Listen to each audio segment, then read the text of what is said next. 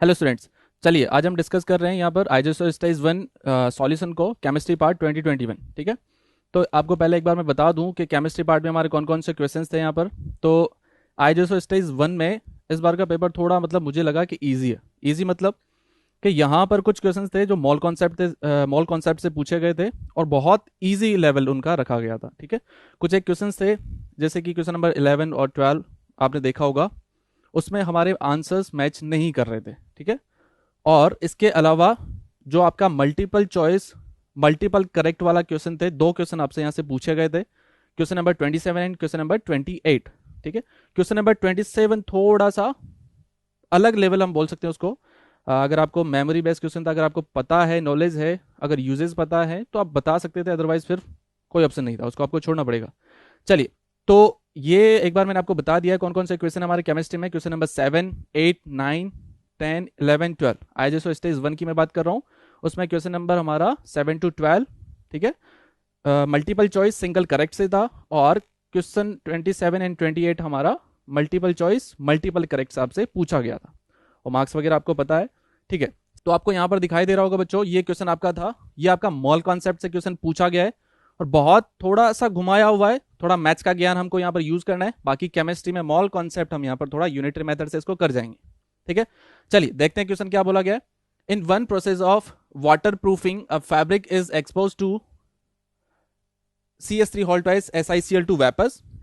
The vapor react with hydroxyl group on the surface of fabric or with traces of water to form the waterproofing film. ठीक है, ये waterproofing film आपका यहाँ पर बन रहा है, और ये रिएक्शन आपको यहाँ पर गिवन है। ये रिएक्शन आपको बैलेंस केमिकल रिएक्शन आपको दिया हुआ है। ठीक है। बहुत अच्छी बात यह है कि बैलेंस करके आपको यहाँ पर दिया गया है। ठीक है। और इजी हमारे लिए बन गया है। The waterproofing film is deposited on the fabric layer upon layer, मतलब एक लेयर के ऊपर दूसरा लेयर यहाँ पर डिपॉजिट हम कर रहे हैं, राइट। और बोला गया है, और एक लेयर का थिकनेस आपको दे दिया गया है 6 एंगस्ट्रॉन, यहाँ पर उसका लेयर का थिकनेस होगा। तो आपसे पूछा क्या गया है, देखो ध्यान देने वाली बात यहाँ पर यह है कि आपको पूछा गया है how much CH3 Hall twice SiCl2 is needed to waterproof one side of piece of fabric. ठीक है, ये आपसे यहाँ पर पूछा गया है। और यहां पर ये जो फिल्म है, आपको इसका एरिया भी पता लग रहा है, 1/2 मीटर आपको यहाँ पर बोला गया है। ठीक है। और ऐसा बोला गया आपको 300 लेयर्स आपको थिक उसको बनाना है। क्वेश्चन समझ में आया?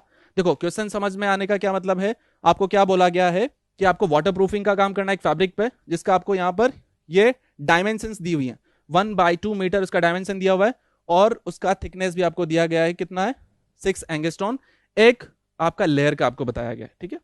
और आपको क्या बोला गया, ऐसी आपको 300 लेयर, लेयर बाय लेयर आपको उस पर चढ़ाना है।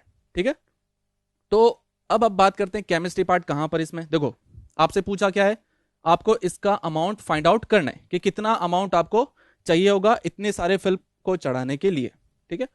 इक्वेशन आपको दिखाई दे रहा है, ये इक्वेशन आपको दिखाई दे रहा है। यहां पर क्या दिखाई दे रहा है बच्चों, आपको आपसे क्या पूछा गया है, SiCl2 का अमाउंट कितना होगा, इसके बारे में आपको पूछा गया है। बट उसको फाइंड आउट करने से पहले आपको क्या करना पड़ेगा कि देखना पड़ेगा कि ये कहां से, ये क्या बना रहा है। ठीक है, कौन सी लेयर यहां पर बन रहा है। तो यहां पर लेयर कौन सा बन रहा है, CH3 Hall twice SiO, ये आपका लेयर यहां पर बन रहा है। तो कैसे बना होगा, देखो इसके n मोल आपने यूज किए होंगे, इसके n मोल आपने यूज किए हैं, तब जाकर के इसका 1 मोल बन रहा है। ठीक है। तो यहां से आप इससे इसको फाइंड आउट कर सकते हो, राइट। अब ये पहले हमको फाइंड आउट करना होगा, वो किस तरह से हम फाइंड आउट कर सकते हैं, पहले आप इसका मास निकालें, अगर मोल आपको फाइंड आउट करना है। ठीक है। आपको यहां से दिखाई दे रहा है 1 मोल बनने के लिए आपको इसका n मोल रिक्वायर्ड होता है। तो यहां पर पहले हम फाइंड आउट करते हैं इसका कितना मोल बना होगा, और वो कहां से हम फाइंड आउट कर सकते हैं। देखो क्वेश्चन में आपको लास्ट में दिया गया है, जो फिल्म है उसके बारे में आपको डायमेंशंस दी गई है, और उसका डेंसिटी गिवन है, और डेंसिटी हमको पता है क्या होता है, m/v होता है। ठीक है। अब डेंसिटी आपको गिवन है, ठीक है, और वॉल्यूम नहीं दिया बट निकाल सकते हैं, और मास आपको यहां से पता लग सकता है। देखो वॉल्यूम कैसे निकालेंगे आप, वॉल्यूम आप किस तरह से निकाल सकते हैं, यहां पर एरिया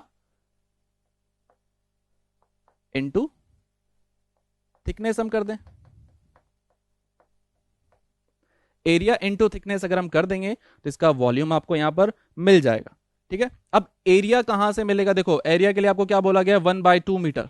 ठीक है, मैंने क्या बोला था, 1/2 मीटर आपको यहाँ पर गिवन है, तो एरिया आपका क्या हो जाएगा 1 × 2, तो ये आपका 2 मीटर स्क्वायर यहाँ पर एरिया बन जा रहा है। अब 2 मीटर स्क्वायर में दिया गया है, ठीक है, तो इसको हम क्या कर लें सेंटीमीटर स्क्वायर में चेंज कर लें, तो ये क्या हो जाएगा 2 × 10⁻⁴ सेंटीमीटर इसको बोल सकते हैं। ठीक है, मीटर को सेंटीमीटर में आपको चेंज करना है, तो क्या हो जाएगा ये आपका 10⁻⁴ सेंटीमीटर स्क्वायर यहाँ पर ये बन जाएगा। ठीक है, अब बात करते हैं यहां पर आपको क्या निकालना है थिकनेस। अब थिकनेस बोला गया है एक का तो क्या है 6 एंगस्ट्रॉन आपको गिवन है, तो आपको 300 लेयर्स का निकालना है, तो क्या कर देंगे थिकनेस क्या हो जाएगा इसका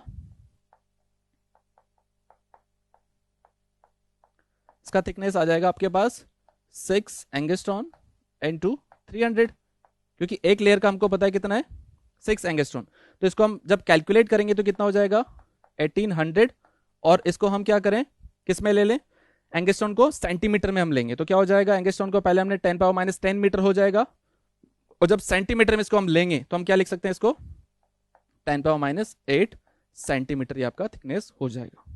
ठीक है, यहां से वॉल्यूम हमको पता लग जाएगा, तो वॉल्यूम क्या हो जाएगा, वॉल्यूम आप यहां से कैलकुलेट कर सकते हैं, आपको एरिया पता लग गया है 2 × 10⁻⁴, और आपको यहां पर थिकनेस बेस का पता लग गया है 1800 × 10⁻8, राइट। तो जब इसको आप सिंप्लीफाई करेंगे तो कितना हो जाएगा 3600 × 10⁻⁴, ये आपका वॉल्यूम यहां पर ये बन जाएगा। अब वॉल्यूम आपका बन गया है, अब डेंसिटी देखो कहां गिवन है आपको, डेंसिटी ये दिया हुआ है 1 ग्राम पर सेंटीमीटर क्यूब, और यही रीजन था कि हमने इन सबको सेंटीमीटर में कन्वर्ट किया है। ठीक है, तो यहां से हम क्या करेंगे अब वैल्यू पुट करेंगे, मास आपको फाइंड आउट करना है, तो क्या हो जाएगा d × वॉल्यूम, डेंसिटी आपको गिवन है 1, तो 1 × क्या हो जाएगा, इससे आप मल्टीप्लाई कर दें × 10⁻⁴, तो जब इसको आप सिंप्लीफाई करेंगे तो इसका मास आपको मिल जाएगा 0.36 ग्राम। अब बहुत से बच्चों ने क्या किया होगा कि 0.36 ग्राम इसका वैल्यू आ गया है, मास आपको मिल गया है, तो सीधा हमने क्या कर दिया ऑप्शन बी टिक कर दिया, तो भैया ऐसा कर दोगे तो आप गलत हो जाओगे। क्यों, क्योंकि यहाँ 0.36 ग्राम आपको देखो एकदम दिख रहा है 0.36 ग्राम, बट यहाँ अभी आपका आंसर नहीं आया, ये इक्वेशन टाइम पास के लिए नहीं गिवन है यहाँ पे, है ना, इसका कुछ मतलब है। वो क्या मतलब है, स्टार्टिंग में मैंने आपको बताया था कि इस इक्वेशन के अकॉर्डिंग हम उसको प्रोसेस को कर रहे हैं, तो यहां पर 1 मोल को बनाने के लिए आपको n मोल रिक्वायर्ड है, क्या है इसका 1 मोल बनाने के लिए आपको इसका n मोल रिक्वायर्ड है, राइट। देखो इसके एक के लिए इसको n रिक्वायर्ड है, तो यहां पहले हम फाइंड करते हैं कि इसका कितना मोल बना होगा। अब मोल निकालने के लिए हम क्या करेंगे, मोल निकालने के लिए आप क्या करेंगे मास, और मास को क्या करेंगे, मास क्या आ गया आपके पास 0.36 gram divided by molecular mass. अब इसका मॉलिक्यूलर मास आप कैलकुलेट कर सकते हैं, CH3 होल ट्वाइस, मतलब ये हो जाएगा 15 × 2 मतलब 30 प्लस 28 प्लस 16, तो इसको जब आप कैलकुलेट करेंगे तो आपका बन जा रहा है 78 44 एंड 30 74। अब क्योंकि यहां n लग रहा है, मल्टीपल में क्या है n, तो क्या हो जाएगा ये 74 n इसका मॉलिक्यूलर मास हो जाएगा। तो देखो अब क्वेश्चन आपको समझ में आ गया होगा, इसके इतने मोल बनाने के लिए अब इसका कितना रिक्वायरमेंट होगा, कितना अमाउंट आपको रिक्वायर्ड होगा, ये आपको अब फाइंड आउट करना है। ठीक है, 1 मोल से n बन रहा है, तो इतने मोल से ये कितना रिक्वायर्ड होगा, इसके 1 मोल, इसके n मोल से 1 बन रहा है ना, 1 मोल बन रहा है, तो इसके इतने मोल बनाने के लिए आपको ये कितना रिक्वायर्ड होगा वो आपको मिल जाएगा, राइट। तो क्या कर सकते हैं, देखो हमको क्या पता था इसके n मोल से क्या बन रहा है 1, तो आप क्या करेंगे इसके इतने मोल बनाने हैं आपको, किसके फिल्म के, इतने मोल बनाने के लिए आपको कितना रिक्वायर्ड होगा इनटू 0.36 डिवाइडेड बाय 74n। तो जब आप इसको सॉल्व करेंगे तो आपको मिल जाएगा 0.36 डिवाइडेड बाय 74, और जब आप इसको सिंप्लीफाई करेंगे तो अप्रोक्सीमेटली आप इसको ले लेते हैं 100, 1/200 आप इसको ले सकते हैं। ठीक है,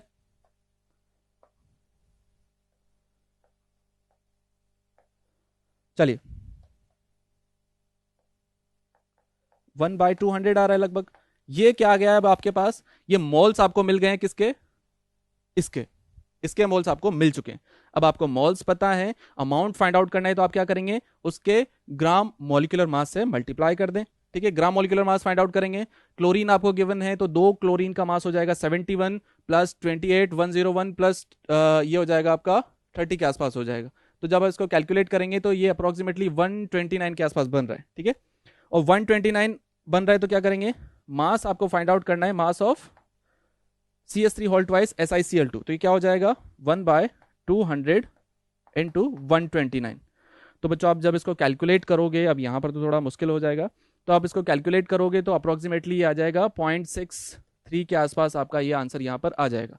ठीक है, तो थोड़ा क्वेश्चन में घुमाया हुआ था, बाकी बहुत इजी क्वेश्चन है, और आपका इसका करेक्ट आंसर हो जाएगा ऑप्शन ए, 0.63 ग्राम आपको रिक्वायर्ड होगा इसके इतने मोल बनाने के लिए। चलिए बच्चों नेक्स्ट क्वेश्चन पर हम आ जाते हैं, क्वेश्चन नंबर 8। और ये आपका क्वेश्चन आपसे पूछा गया है, केमिकल इक्विलिब्रियम से आपको ये दिया गया है, और बहुत सिंपल क्वेश्चन हम इसको बोल सकते हैं, क्योंकि आपसे पूछा क्या गया है, इसमें वैल्यू ऑफ इक्विलिब्रियम कांस्टेंट आपसे यहाँ पे पूछा गया है, और आपको ये इक्वेशन भी गिवन है, a + b गिव्स 2c। ठीक है, तो यहाँ पर आपको निकालना है इक्विलिब्रियम कांस्टेंट Kc। ठीक है, तो Kc आपको यहाँ पर फाइंड आउट करना है, तो क्या हो जाएगा, देखिए Kc is equal to concentration of product, मतलब C स्क्वायर, क्योंकि मल्टीपल में आपका सॉरी कॉफिशिएंट में आपको गिवन है 2, divided by concentration of reactants का प्रोडक्ट हम यहाँ पर लिख देते हैं। राइट, ये हो गया आपका Kc का वैल्यू। अब यहाँ पर आपको क्या बोला गया है, देखो 1.5 लीटर वेसल आपको गिवन है, मतलब वॉल्यूम कितना गिवन है आपको, वॉल्यूम आपको यहाँ पर दे दिया गया है 1.5 लीटर। ठीक है,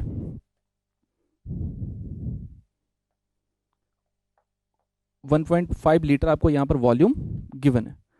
ठीक है, अब बात करते हैं यहाँ पर Kc में हम वैल्यूज यहाँ पर डाल देते हैं, तो Kc is equal to concentration of C का स्क्वायर, तो क्या हो जाएगा, इसके मोल्स कितने गिवन है, 0.1 मोल ऑफ C आपको यहाँ पर गिवन है, तो क्या करेंगे 0.1 divided by 1.5 square divided by concentration of A, तो क्या हो जाएगा, A के मोल कितने गिवन है आपको 5 डिवाइडेड बाय 1.5 और मल्टीप्लाई में कॉन्सेंट्रेशन ऑफ B, तो ये क्या हो जाएगा, आपको मोल्स कितने इसके यहाँ पर गिवन है 7 मोल्स आपको यहाँ पर गिवन है, तो 7 डिवाइडेड बाय 1.5। तो जब आप इसको कैलकुलेट करेंगे, देखो यहाँ पर बन रहा है 1/1.5 स्क्वायर में बन रहा है, तो 1.5 से ये स्क्वायर कैंसिल आउट हो जाना है। ठीक है, तो यहाँ पर क्या बच जाएगा आपके पास 0.1 स्क्वायर डिवाइडेड बाय 5 × 7 मतलब 35 आपका यहाँ पर बन जाएगा। तो जब आप इसको सिंप्लीफाई करेंगे तो ये आपका कुछ इस तरह से बन जाएगा 1/3500।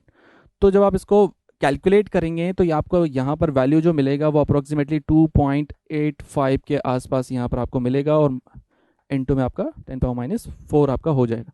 अब यहाँ पर ऑप्शंस आपको देखने थे 2.85, तो ये यहाँ पर ऑप्शन आपका मैच नहीं कर रहा है, बट आपको नियरेस्ट यहाँ पर देखना है किसके साथ आप जा सकते हैं, तो आपको 2.85 दिख रहा है, मतलब 2.31 इंटू 10⁻⁴ आप इसको सही बता सकते हैं, तो यहाँ पर बी ऑप्शन आपका ये सही हो जाएगा। चलिए बच्चों बात करते हैं क्वेश्चन नंबर 9 का। तो यहाँ पर मैं आपको बता दूं पहले ही, क्वेश्चन नंबर 9 जो है हमारे कार्बन वाले चैप्टर से दिया गया है, और कार्बन में भी हम बात करें अल्कोहल के जो रिएक्शंस हैं उससे हम इसको रख सकते हैं। तो सबसे पहले क्वेश्चन को हम रीड करते हैं। An alcohol A on dehydration with concentrated sulphuric acid at a high temperature compound B is form. ठीक है, बी कंपाउंड आपका यहाँ पर बन रहा है, और उसके बाद आपको क्या करना है, ओजोनोलाइसिस करना है, और ओजोनोलाइसिस करने के बाद आपको क्या मिलेगा 2 मॉलिक्यूल ऑफ एसिटाल्डिहाइड आपको यहाँ पर मिल जाएगा। ठीक है, क्या बोला गया है, ए एक आपका अल्कोहल है, उसका आपको डिहाइड्रेशन करवाना है with help of concentrated sulphuric acid, और वहां से जो आपको प्रोडक्ट बी मिलेगा उसका आपको ओजोनोलाइसिस करवाना है।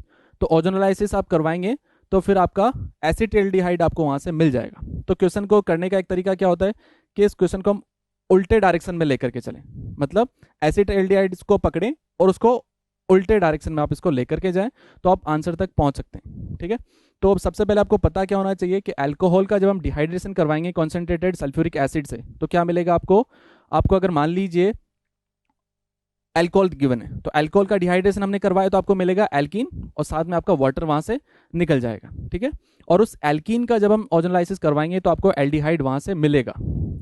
तो बात करते हैं, देखो 2 मॉलिक्यूल ऑफ एसिटाल्डिहाइड आपको मिल रहा है। ठीक है, तो मान लेते हैं हम ये CH3 एसिटाल्डिहाइड हमने बना लिया, डबल बॉन्ड ओह,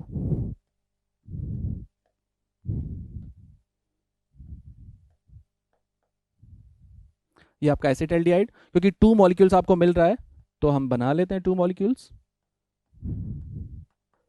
और ये CH3। अब बच्चों आपको यहां पर क्या याद रखना है, आपको बोला गया ओजोनोलाइसिस, तो जब हम एल्कीन का ओजोनोलाइसिस करवाते हैं तो आपका एल्डिहाइड बनता है।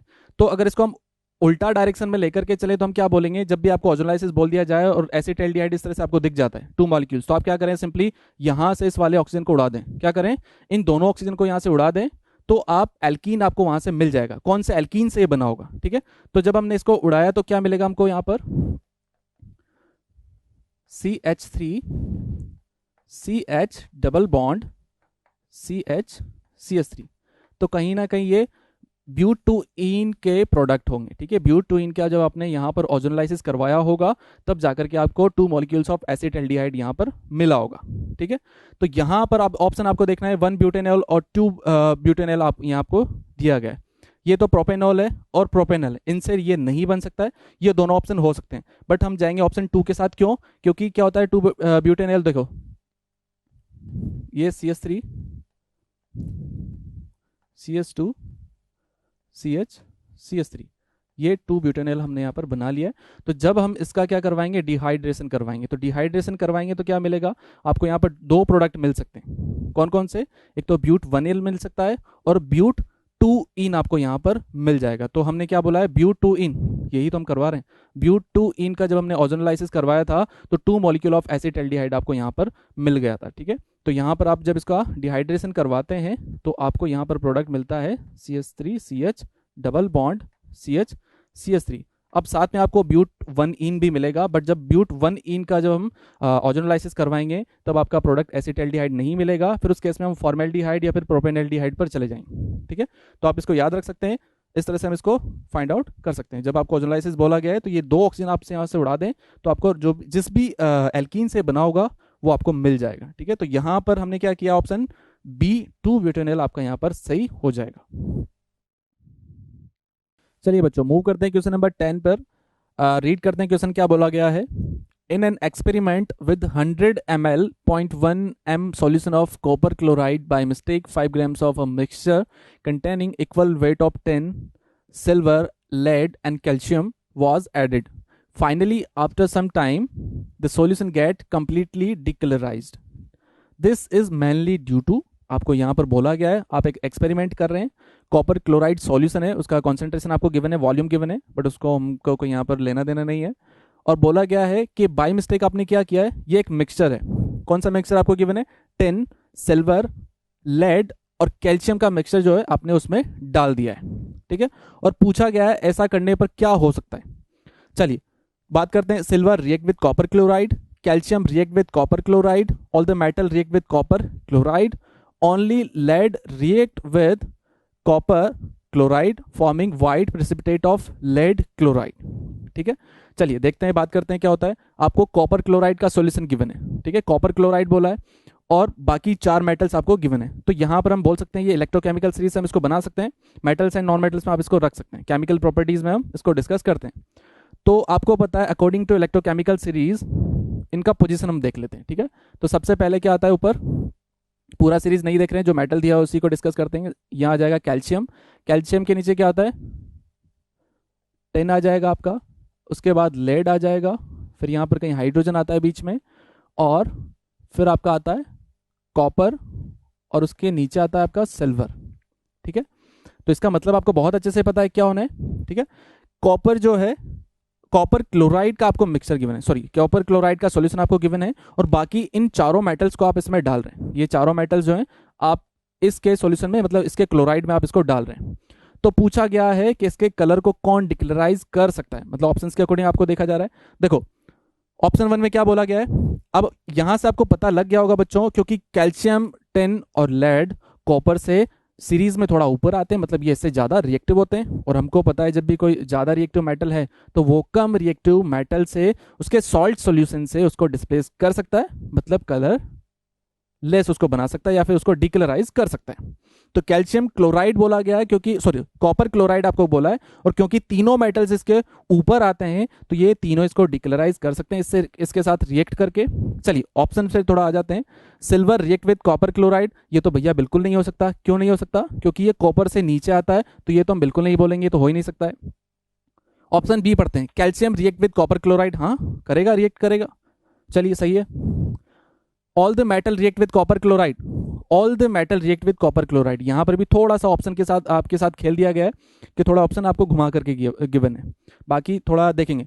All the metal react with copper chloride, क्या सारे मेटल यहां पर रिएक्ट कर रहे हैं क्या? तो हम क्या बोलेंगे, भैया नहीं कर रहा है। कौन नहीं कर रहा है? सिल्वर यहां पर रिएक्ट नहीं कर रहा है, तो ये भी ऑप्शन आपका नहीं हो सकता है, right. Only lead react with copper chloride forming white precipitate of lead chloride, only lead बोला है। मैंने क्या बोला था? ऑप्शन में थोड़ा सा घुमाया हुआ है, तो ओनली लेड बोल दिया गया है। भैया यहाँ तो तीनों मेटल कर रहे हैं ना, calcium, tin and lead. Calcium और टिन ने आपका क्या बिगाड़ा है? तो हम इसको भी नहीं रख सकते। तो करेक्ट ऑप्शन आपका क्या हो जाएगा? Option B. ये भी आपका नहीं हो रहा है। क्यों नहीं हो रहा है? क्योंकि ओनली बोला गया, ओनली लेड नहीं है, बाकी तीन भी तो रिएक्ट कर रहे हैं। तो क्या बोलेंगे? Calcium react with copper chloride, और यही आपका सही ऑप्शन हो जाएगा। चलिए बच्चे, आते हैं अब क्वेश्चन नंबर 11 पर। तो यहाँ पर ये भी आपका मॉल कॉन्सेप्ट से क्वेश्चन है, बहुत सिंपल बेसिक फॉर्मूलाज यूज करके क्वेश्चन बन जाएगा। बस थोड़ा सा आपको बोला गया है, यहाँ पर कॉन्सेंट्रेशन टर्म इसमें गिवन था, मास बाय वॉल्यूम आपको यहाँ पर गिवन था, और उसको यूज करके आपको number of molecules find out करना था। चलिए रीड करते हैं क्वेश्चन को। तो देखो क्वेश्चन में क्या बोला गया बच्चे आपसे, देखिए रीड करते हैं। Triclosan is an anti bacterial and anti fungal agent, it is polychloro phenoxyphenol. It is widely used as a preservative and antimicrobial agent in personal care products such as soap, skin creams and deodorants etc. ये part बिल्कुल कोई काम का नहीं है हमारा, बस ऐसा टाइम पास किया गया। चलिए आगे बढ़ते हैं। A label on a 200 ml of hand sanitizer bottle claims that it contains triclosan 0.2% mass by volume. ये हमारे काम का बोला गया है। आपको क्या बोला गया है इसमें? कितना है मास बाय वॉल्यूम? 0.2% आपको बोला गया है। कितने वॉल्यूम में? 200 ml में आपको ये गिवन है। पूछा गया है what will be the number of molecules of triclosan present in the bottle. ठीक है, पूछा गया इस बॉटल में कितना यहाँ पर ट्राइक्लोसान आपका प्रेजेंट होगा। तो हमें क्या पता है बच्चे, मास बाय वॉल्यूम परसेंट आपको गिवन है यहाँ पर कितना? 0.2%। ठीक है, तो इसको यूज करके हम क्या निकाल सकते हैं? देखो वॉल्यूम भी आपको गिवन है, तो यहां से हम मास फाइंड आउट कर सकते हैं। देखो पूछा गया मॉलिक्यूल्स, आपसे पूछा गया मॉलिक्यूल्स, आपसे पूछा है, तो मॉलिक्यूल्स किस तरह से हम फाइंड आउट करते हैं? या तो आपको मोल्स पता हो या फिर मास पता हो। अगर मोल्स आपको पता करना हो तो आप क्या करेंगे? या तो mass divided by gram molecular mass या ग्राम एटॉमिक मास अगर एटम दिया गया है, या फिर अगर नंबर ऑफ पार्टिकल्स आपको गिवन है तो पार्टिकल्स में आप Na एवोगैड्रो नंबर से डिवाइड करते हैं तो भी आपको मोल्स मिल जाते हैं, या फिर गैसेस के लिए एसटीपी कंडीशन गिवन है तो 22.4 लीटर से गिवन वॉल्यूम को हम डिवाइड करते हैं तो मोल आपको वहां से मिल सकता है। यहां पर क्या गिवन है आपको? यहां पर इंफॉर्मेशन गिवन है क्या? मास बाय वॉल्यूम परसेंटेज आपको यहां पर गिवन है, तो यहां से आप क्या फाइंड आउट कर सकते हैं? मास आप यहां से फाइंड आउट कर सकते हैं। चलिए देखते हैं कैसे। 0.2 आपका यहां पर ये गिवन है, और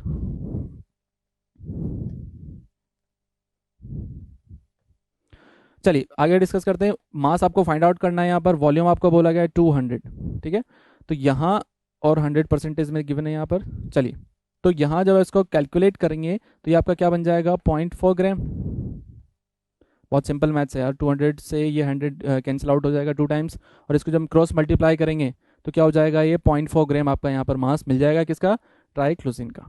अब मोल्स निकालना तो बहुत ईजी बन गया आपके लिए, तो मोल्स आप यहाँ पर फाइंड आउट करेंगे, तो मोल्स आप यहाँ पर फाइंड आउट कर सकते हैं क्या? 0.4 divided by gram molecular mass. अब थोड़ा देखो, मॉलिक्यूलर मास आपको फाइंड आउट करना है, बट ये मॉलिक्यूल थोड़ा डरावना गिवन है ना। डरावना इन द सेंस मतलब बहुत लेंथी कैलकुलेशन इसमें आपको करना पड़ेगा। वो कैसे? देखो अब मॉलिक्यूलर मास आपको फाइंड आउट करना है तो क्या करेंगे? 12 इंटू 12। ठीक है, क्या करेंगे? 12 इंटू 12 प्लस 1 इंटू 7। अब यार ये तो कैलकुलेट आप कर सकते हैं, ठीक है, प्लस 35.5 इंटू 3 और प्लस में आपका 2 इंटू 16। तो यार इसको जब हम कैलकुलेट करेंगे ना तो ये 144 कुछ बन रहा है, साथ में 7, तो ये आपका बन जाएगा 151 और ये आपका 160.5 बन जाएगा और साथ में 32। तो जब आप इसको पूरा कैलकुलेट करेंगे तो ये आपका बन जाएगा 289.5 के आसपास ये मिल जाएगा आपको। ठीक है, कैलकुलेट करके देख सकते हो, है ना, आराम से बैठ करके। चलिए, तो मॉल्स आपको यहाँ से फाइंड आउट करना है ना। मॉल्स आपको फाइंड आउट करने हैं तो क्या करना है, मॉल्स कैलकुलेट करने के लिए आपको mass divided by gram molecular mass से डिवाइड करना होता है। तो ग्राम मॉलिक्यूलर मास हमको पता लग गया है 289.5 से जब इसको डिवाइड करेंगे तो यहाँ पर थोड़ा ना बहुत डरावना सा कैलकुलेशन हमारे लिए बन गया। ठीक है, तो इसको जब आप कैलकुलेट करेंगे तो अप्रोक्सीमेटली आपका क्या बन जाएगा यार, 13.8 इंटू 10⁻⁴ के आसपास ये मॉल्स आपको यहाँ से मिलेंगे। कैलकुलेट करके देख लें, लगभग यही कहीं आएगा, ये 14 इंटू 10⁻⁴ के आसपास आपका यहाँ पर मॉल्स आपको मिल जाएगा। अब क्योंकि मॉल्स आपको मिल गया है तो मॉलिक्यूल फाइंड आउट आपको करना है। तो मॉलिक्यूल आपको फाइंड आउट करने हैं तो क्या करेंगे, मॉलिक्यूल्स आपको फाइंड आउट करने हैं तो क्या करेंगे, malls, number of malls into Na। अब यहाँ पर अच्छी बात क्या है, ऑप्शंस भी Na में गिवन है तो हमको कैलकुलेट आगे नहीं करना है। तो मॉल्स आप रखते हैं यहाँ पर, क्या हो जाएगा 13.8 इंटू 10⁻⁴ Na। बट सबसे अच्छी बात यहाँ पर ये है कि कोई ऑप्शन आपका यहाँ पर मैच नहीं कर रहा है। देखो 1.4 तो हम बोल सकते हैं हाँ भैया आ रहा है, 1.4 के आसपास हम जा रहे हैं, बट यहाँ पर 10 में पावर कितना गिवन है, 24। तो यहाँ पर बहुत बड़ा गलती, यहाँ पर मिस्टेक हो गया है। इसके ऑप्शंस कहीं भी मैच नहीं करेंगे, सारे ऑप्शंस आपको यहाँ पर रॉन्ग गिवन है। तो हमारा सही आंसर यहाँ पर क्या होना चाहिए, नंबर ऑफ मॉलिक्यूल्स आपका लगभग ये इतना आना चाहिए, जबकि ऑप्शन आपका कहीं मैच नहीं कर रहा है। तो हम क्या बोलेंगे भैया, ये आपका ऑप्शन भी गलत है। ठीक है, यहाँ पर कोई ऑप्शन आपका मैच नहीं कर रहा है, इसलिए हम क्या बोल रहे हैं इसको, बोनस। ठीक है, चलिए ये क्वेश्चन नंबर 11 आपका पूरा एक्सप्लेनेशन हो चुका है। चलिए बच्चों, बात करते हैं क्वेश्चन नंबर 12 का। तो ये भी बहुत ईजी सा क्वेश्चन बोला गया है ना, तो रीड करते हैं इसको। Suppose that A and B forms compound B2A3 and B2A। दोनों मिल A और B आपस में मिल रहे हैं और दो कंपाउंड आपके बना रहे हैं B2A3 एंड B2A। और बोला गया है if 0.05 mole of B2A3 weight 12 gram. ठीक है, 0.5 मोल ऑफ दिस, इसका वेट कितना है आपका 12 ग्राम। और बोला गया है 0.1 मोल ऑफ B2A, इसका वेट आपका कितना हो जाएगा 10 ग्राम। तो इक्वेशन आप यहाँ से बना सकते हैं, अभी देखेंगे कैसे बनाना है। What are the atomic weight of A and B respectively? ठीक है, क्या पूछा गया आपसे, एटॉमिक वेट पूछा गया है। बहुत इजी क्वेश्चन आपके लिए बन गया है ना। तो मॉल कॉन्सेप्ट में बहुत इजी क्वेश्चन हम इसको बोल सकते हैं। चलिए, ए का एटॉमिक मास हम मान लेते हैं, ए का एटॉमिक मास हमने क्या मान लिया है, स्मॉल ए हम ले लेते हैं। और बी का एटॉमिक मास हम क्या ले लेते हैं, स्मॉल बी। ठीक है, तो कंपाउंड B2A3 के लिए इसका मास क्या हो जाएगा, B2A3 के लिए इसका मास क्या हो जाना है 2B प्लस 3A। ये मॉलिक्यूलर मास हो गया, है ना। मॉलिक्यूलर मास तो निकालना आता है सबको। चलिए बात करते हैं B2A के लिए, इसका मॉलिक्यूलर मास क्या हो जाएगा 2B प्लस A। ये इसका मॉलिक्यूलर मास हो जाएगा। अब देखो आगे क्या बोला गया है, इस वाले मॉलिक्यूल का 0.5 मोल किसके बराबर है, 12 ग्राम के बराबर। तो इक्वेशन हमारा क्या बन जाएगा 0.05 मल्टीप्लाई 2B प्लस 3A। ये तो सबको पता होगा यार, है ना। मॉलिक्यूलर मास इनटू मोल हम करते हैं तो उसका अमाउंट आ जाता है, मतलब मास हम बता सकते हैं वो किसके बराबर आपको गिवन है 12 ग्राम के। उसी तरीके से आपको सेकंड में क्या बोला गया है, सेकंड वाले के लिए क्या बोला गया है,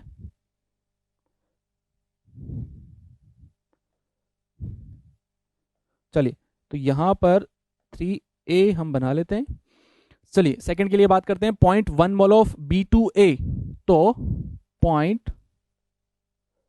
0.1 मोल ऑफ आपको बोला गया है 2B प्लस A, ये किसके बराबर है आपका 10 ग्राम के बराबर। ठीक है, इक्वेशन बन गया है, कुछ नहीं किया है, सिंपली हमने A और B के एटॉमिक मास को हमने क्या मान लिया है, small a and small b।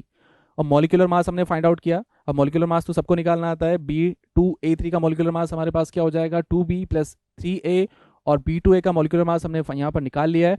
और जो आपको इन्फॉर्मेशन गिवन थी क्वेश्चन में, ये इन्फॉर्मेशन है 0.05 mole of this equal to 12 gram and 0.1 mole of B2A equal to 10 gram. तो ये सबको पता है, मॉल से जब आप मॉलिक्यूलर मास को मल्टीप्लाई करते हैं तो मास हमको मिल जाता है। तो मास आपको गिवन था इनका। तो ये दो इक्वेशन हमारे पास बन गए। तो इसको थोड़ा सिंप्लीफाई करते हैं। देखो जब आप इसको 0.05 को यहाँ इधर लेकर के आएंगे तो ये कुछ ऐसा बन सकता है 0.5 0.05 डिवाइडेड बाय मतलब 5 डिवाइडेड बाय 100 आपका यहाँ पर बन जाएगा। तो यहाँ क्या लिख सकते हैं आप इसको 5 डिवाइडेड बाय 100, तो ये 20 टाइम कैंसिल हो जाएगा और ये क्रॉस मल्टीप्लाई होकर के कहाँ जाएगा 12 से जब मल्टीप्लाई होगा तो 240 हो जाएगा। यार ये सिंपल मैथ्स है, कर सकते हो, मुझे नहीं लगता इसको बताने की ज़रूरत है। तो क्या लिख सकते हैं, इसको सिंप्लीफाई में करके लिख रहा हूँ यहाँ पर, है ना, ये सिंप्लीफाई हम यहाँ पर लिख रहे हैं। तो 2b plus 3a equal to 240, यहाँ पर कोई दिक्कत नहीं है। यहाँ पर भी 1/10 करेंगे तो इधर भी 100 बन जाएगा। तो 2b plus a equal to 100। चलिए माइनस कर लेते हैं इक्वेशन 1 और 2 को। तो यहाँ जब हम माइनस करेंगे तो ऐसा कुछ बना दें तो ये कैंसिल हो जाएगा। तो 2a का वैल्यू आपको क्या मिल गया यहाँ पर 140, ठीक है। तो 2a का वैल्यू आपको मिल गया 140, तो यहाँ से a का वैल्यू आपको क्या मिल जाएगा 70। तो देखो 70 मतलब ये a का एटॉमिक मास आ गया, किसका आ गया है a का एटॉमिक मास आपको मिल गया है 70। अब यहाँ पर ऑप्शन देखोगे तो क्या मिल रहा है 70 एंड 50, ये इस तरह से मिल रहा है। बट ऐसे क्या होगा तो अब बोल सकते हैं ऑप्शन ए सही होना चाहिए इसके अकॉर्डिंग। चलिए बी का भी हम फाइंड आउट कर लेते हैं। तो इस वाले ए की वैल्यू को हम कहाँ रख देते हैं, इस वाले रिएक्शन में रख दें। तो क्या हो जाएगा, यहाँ जब इसको वैल्यू पुट करेंगे तो ये बन जाएगा कितना 3 × 70। अब मैं थोड़ा शॉर्ट में बताऊंगा यार, यहाँ पर 210 बन जाएगा।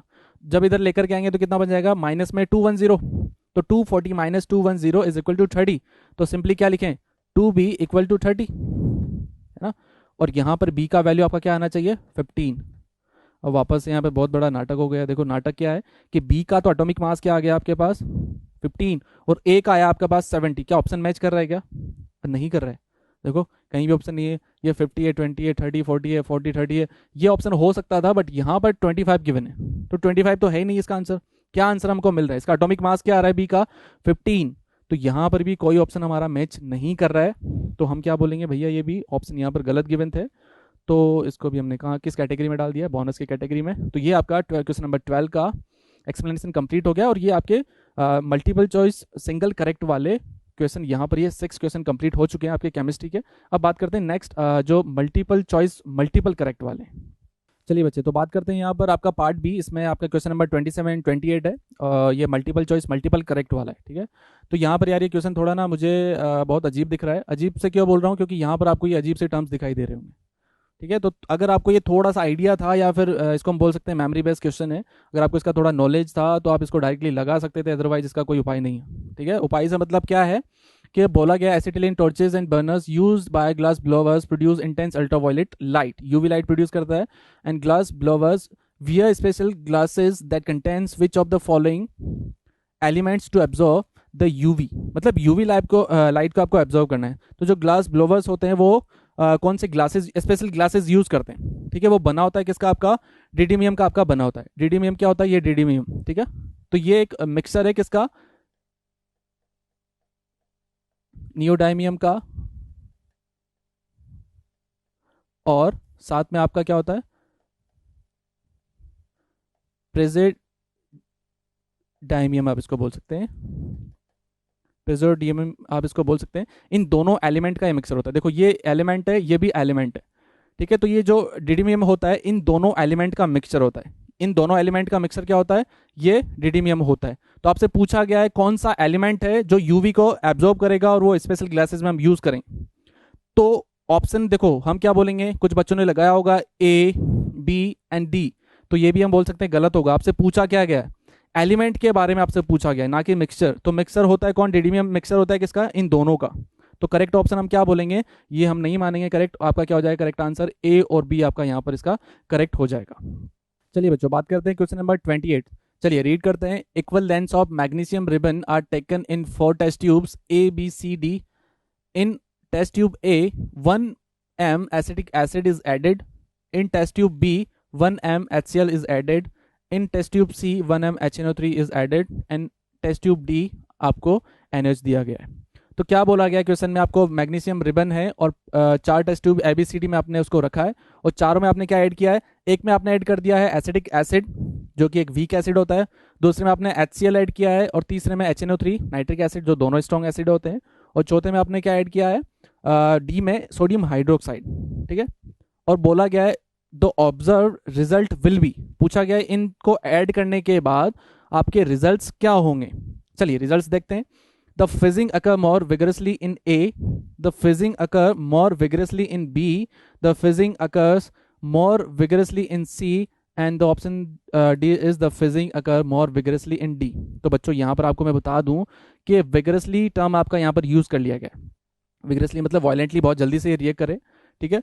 तो क्या होगा, एसिडिक एसिड क्या है, वीक एसिड है, तो वो मैग्नीशियम रिबन के साथ रिएक्ट तो करेगा बट इतना विगरसली रिएक्ट नहीं करेगा और इतना जल्दी हाइड्रोजन गैस के बबल्स वहां से नहीं रिलीज होंगे, ठीक है। तो विगरसली रिएक्ट नहीं करेगा, बाकी माइल्डली रिएक्ट तो करता है। बोला गया HCl, तो HCl और HNO3 being a strong acid, हम क्या बोलेंगे यहाँ पर, ये दोनों बहुत जल्दी से रिएक्ट करेंगे, बहुत विगरसली रिएक्ट करेंगे और हाइड्रोजन गैस वहां से बबल करेगा, ठीक है। तो बी और सी रिएक्ट करेगा, बाकी डी सोडियम हाइड्रोक्साइड बोला गया है, मैग्नीशियम के साथ ये रिएक्ट नहीं करेगा। रिएक्ट नहीं करेगा तो क्या हमको यहाँ पर ऑब्जर्वेशन मिलेगा, ए वाला तो हम क्या बोल सकते हैं, एसिडिक एसिड विगरसली रिएक्ट नहीं करेगा, रिएक्ट करेगा बट विगरसली हम इसको नहीं बोल सकते। और बी और सी विगरसली रिएक्ट करेंगे और डी यहाँ पर रिएक्ट नहीं करेगा। तो आपको अब पता लग गया होगा ऑप्शन क्या सही हो जाएगा हमारा। ऑप्शन हमारा क्या सही हो जाना है, ऑप्शन बी एंड सी, क्योंकि ये विगरसली नहीं करेगा और ये रिएक्ट नहीं करेगा। तो हम क्या बोलेंगे, ऑप्शन बी और सी आपका इसका करेक्ट हो जाएगा। ये क्वेश्चन नंबर 28 आपका यहाँ पर कंप्लीट हो गया है। और साथ में मैं बताऊंगा आपको बच्चों, ये जो आपका स्टेज 1 2021 वाला था, ये भी आपका सॉल्यूशन केमिस्ट्री पार्ट कंप्लीट हो चुका है। ओवरऑल अगर मैं बात करूं तो क्वेश्चन जो बहुत इजी थे, ठीक है। 6 क्वेश्चन जो आपके सिंगल करेक्ट में थे और 2 क्वेश्चन जो आपके मल्टीपल करेक्ट थे, इजी हम इसको बोल सकते हैं। कुछ क्वेश्चन आपको पता है बोनस हुए, एक क्वेश्चन में आपका हमने देखा था वैल्यू एग्जैक्ट नहीं मिल रहा था बट वो चल गया काम उससे। बाकी एक क्वेश्चन आपका 27 वाला था, वो थोड़ा अलग मैं बोल सकता हूँ, उसको अलग अप्रोच था। बाकी ये आपका कंप्लीट हो चुका है बच्चों सॉल्यूशन स्टेज 1 का। Thank you students.